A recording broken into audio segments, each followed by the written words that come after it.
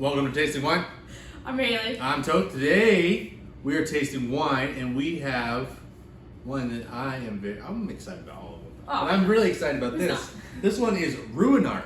Ruinart champagne from France. Look at the bottle. Look at this thing. I know. They don't care. Huge. They don't care.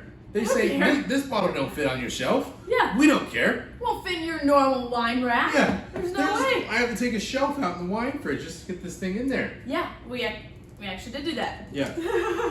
Ain't no big thing. I've never had this. The bottle is so cool. It reminds me of a different alcohol bottle, but I can't think of what one it is. Yeah.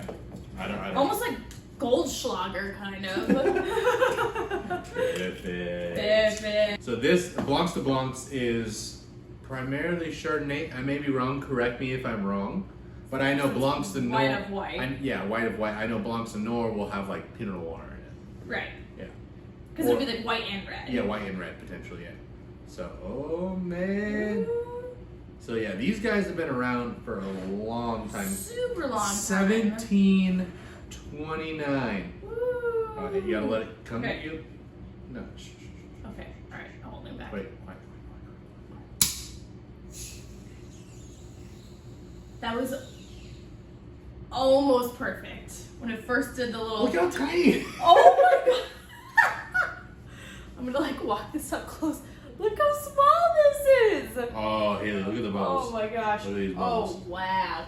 Oh my lord. Oh my Look at those Lanta. bubbles. Yeah. This is one that. So excited. I'm so excited. Yeah, so these guys have a super cool story. I learned about them on Some TV. I've talked about them before.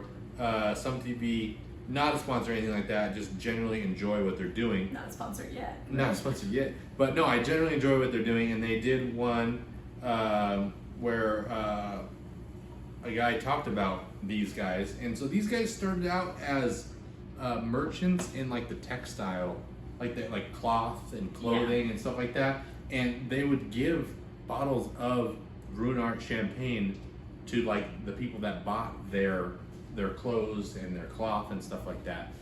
And like their cloth business was kind of not failing, but was like everyone was so in love with this champagne. They're like, we got to do something about this champagne. And so they started making more of this because they gave it as gifts and it became its own thing, which I think It's so cool. is the best way to go about something, because That is so when you cool. stumble across something, that's when you know you're Yeah, right. you're touching greatness when you just stumble across something like that. Yeah, no, for sure. Yeah.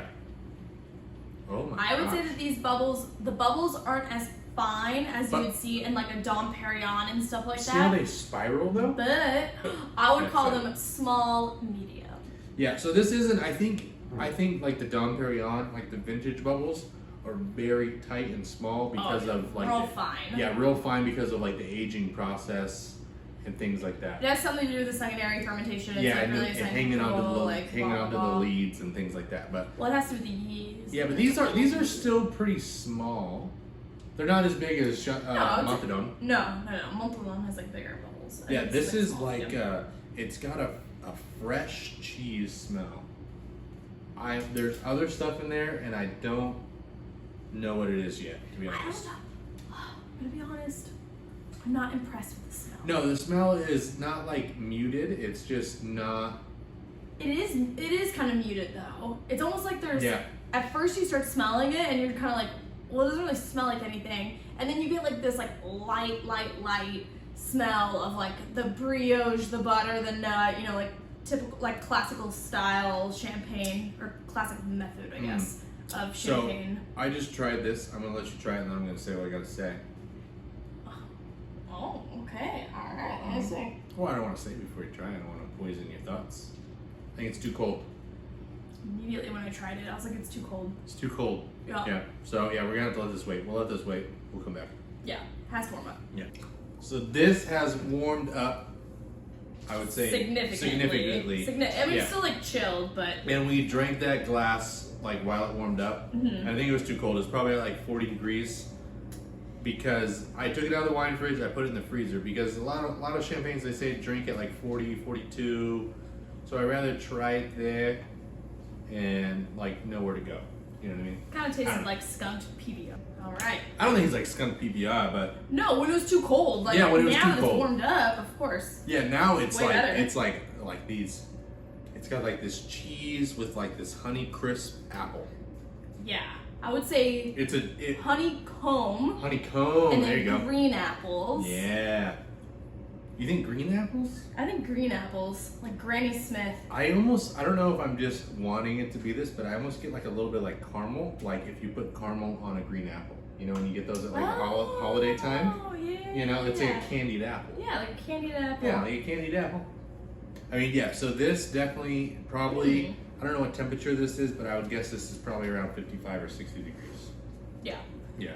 So if we would have just taken it out of the fridge and enjoyed it. you I know. But we don't know But- because it kind of got decanted too, I know, you know, I while know. it was in there. So, What are you gonna do? yeah, what are you going to do? I don't know. But if you have it again, now we know.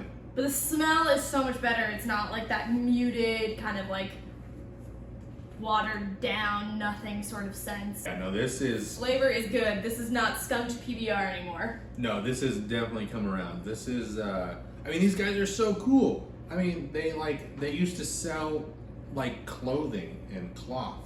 Yeah. And they used to give this as a gift.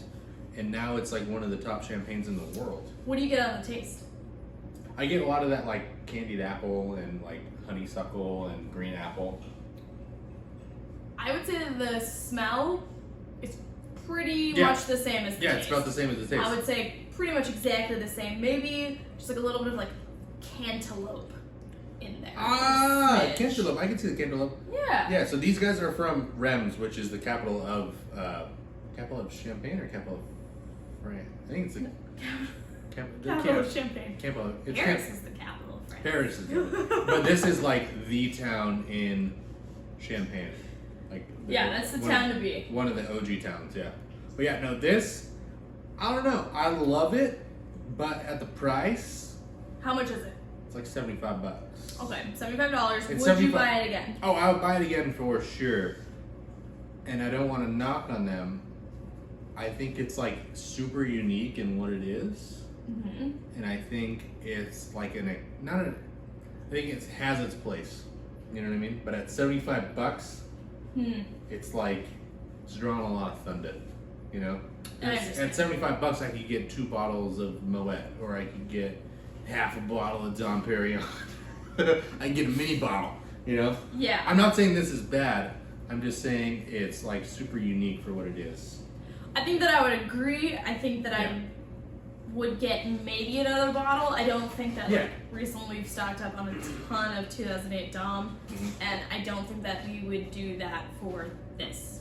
Well, this isn't a vintage either, so I don't know if they do vintages. Oh. If they did vintage, I would love to try their vintage because you know the vintages are going to be different for every Oh, of course. vintage. This they probably back blend with other Right. vintages to get like a consistent product all the way through. Right. But But we'll have to explore. we'll explore. I ain't mad. I mean, Still good. Even at the price, I think it's still fantastic. I still think it's worth it, and I think it's worth trying.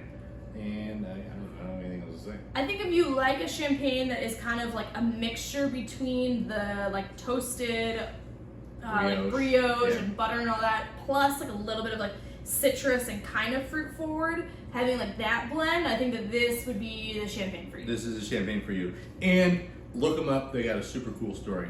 And Yeah. that makes drinking it so much cooler. So, yeah. You got anything else? Nope. Cheers. No. Thank you for watching Tasting Wine. Get out there and Oh man, I taste missed some wine. so much. Let us know what you're trying. Let us know what we should try next. I guess I'm just carrying the team on this one. That's fine. Subscribe. Leave us a comment down below. And we'll see you next time. Now it's time for the cheers. All right, now cheers. Cheers.